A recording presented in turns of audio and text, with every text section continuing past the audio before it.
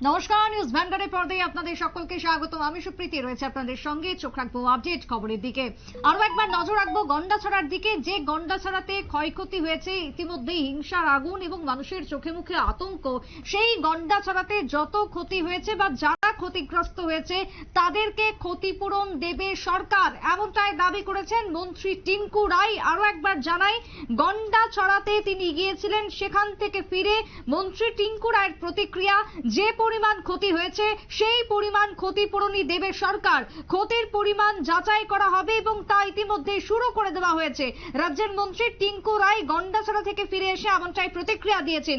যদিও গতকালকে সাজু ওয়াইদ অর্থাৎ দক্ষিণের জেলা শাসক তিনিও জানিয়েছেন, দুঃখিত, ধলাইয়ের জেলা শাসক তিনিও জানিয়েছেন যে ইতিমধ্যে ক্ষতিপূরণের জন্য সমস্ত রকমের বৈঠক শুরু হয়ে গেছে। প্রশাসনের উচ্চপদস্থ আধিকারিকরা রয়েছেন সেই বৈঠকে। অন্যদিকে যারা ক্ষতিগ্রস্ত হয়েছে, বাজার হাট থেকে শুরু করে যারা ক্ষতিগ্রস্ত পরিবারগুলি রয়েছে তাদের সাথেও কথা বলা হয়েছে বলে জানিয়েছিলেন সাজু ওয়াইদে। তবে মন্ত্রীর কি বক্তব্য জানবো একটু বিস্তারিত।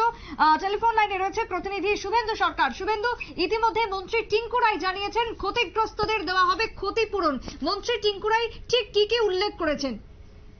একেবারেই দেখো সুপ্রীতি, একটু আগেও আমাদের মন্ত্রী টিঙ্কু রায়ের সঙ্গে কথা হয়েছে। তিনি ফিরছেন, গন্ডাছড়া থেকেই ফিরছেন। পাশাপাশি তিনি উচ্চ পদস্থ আধিকারিকদের সঙ্গে, জেলা প্রশাসনের সঙ্গে বৈঠক করেছেন।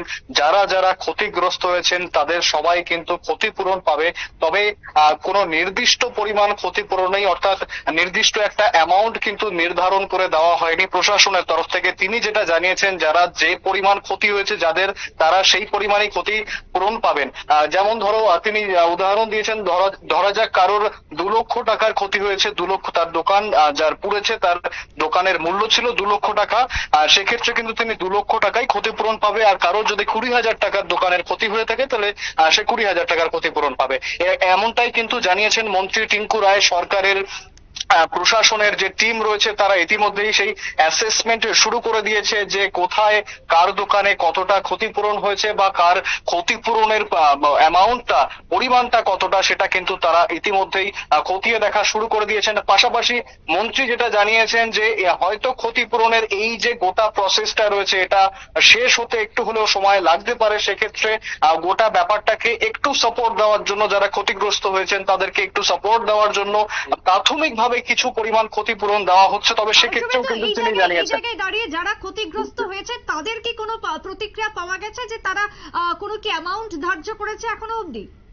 না দেখো সুপ্রীতি, সেইভাবে কিন্তু কিছুই জানা যায়নি। যখন আমরা দেখেছিলাম সেই ছবি, আমরা নিউজ ভ্যানগার্ডের পর্দায় দেখিয়েওছিলাম যে মন্ত্রী যখন পরিদর্শনে গিয়েছিলেন সেই স্থানে বিক্ষুব্ধ যারা ক্ষতিগ্রস্ত হয়েছেন তারা কিন্তু মন্ত্রীকে ঘিরে বিক্ষোভ জানিয়েছিলেন। এবং পাশাপাশি মন্ত্রীও জানিয়েছেন, আমাদের যখন মন্ত্রীর সঙ্গে কথা হয়েছে, টিঙ্কু রায়ের সঙ্গে যখন কথা হয়েছে, তিনি যখন জানিয়েছিলেন যে এলাকার মানুষ যারা ক্ষতিগ্রস্ত হয়েছেন তারা কিন্তু তাকে ঘিরে ধরে তাদের অভিযোগ বা তাদের যে ক্ষতি হয়েছে সেই ক্ষতির কথা তাকে জানিয়েছেন। মন্ত্রী টিঙ্কু রায় সবটা শুনেছেন, পাশাপাশি সবাইকে আশ্বস্ত করেছেন যে সবাই ক্ষতিপূরণ পাবে, যাদের যেমন ক্ষতি হয়েছে সেই অনুপাতে তারা ক্ষতিপূরণ পাবেন। সুপ্রীতি। শুভেন্দু, ইতিমধ্যে 4টি ক্যাম্প বসানোর কথা আমরা জানতে পারছি। সেই ক্যাম্প বসানো নিয়ে কি কোনো কিছু জানা যাচ্ছে? সরকারি ভাবে কি কোনো কিছু আপডেট উঠে এসেছে? সুপ্রীতি, আমরা সেদিকে অবশ্যই নজর রাখবো এবং আমাদের নজর থাকবে অবশ্যই সেদিকে। তবে এখনো পর্যন্ত বিশেষ কোনো গুরুত্বপূর্ণ আপডেট আসেনি আমাদের কাছে। প্রশাসন কিন্তু সর্বক্ষণ নজরদারি চালাচ্ছে।